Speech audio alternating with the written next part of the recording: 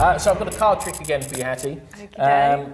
Inside here, and what we're going to do is try basically a kind of shuffle that you might never have seen someone do before. Okay. Okay, and basically we're going to do it because it's kind of a visualization experiment. And if I ask someone to sort of picture a deck of cards, it's quite confusing.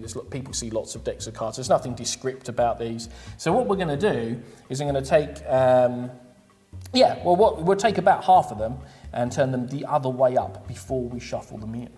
Right, so we've got half face up, half face down, and then I'm going to shuffle them in like that. Normally, I would borrow someone else's cards because then I wouldn't have to sit there and sort them all out. But that's what we've done. I've just made a huge heap of a mess of this deck of cards.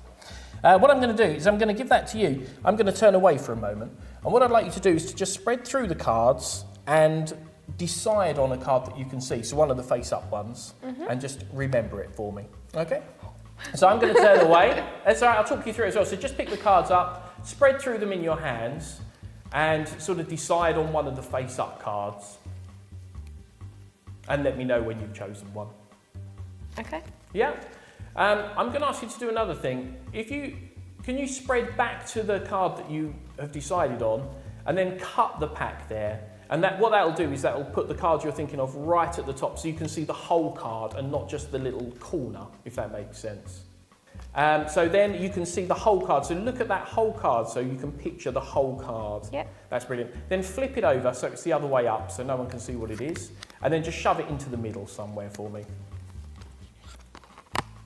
Doesn't matter where, that's it, just so there's no way I could see what it is or know what it is. That's brilliant, you done? Yep. That's great.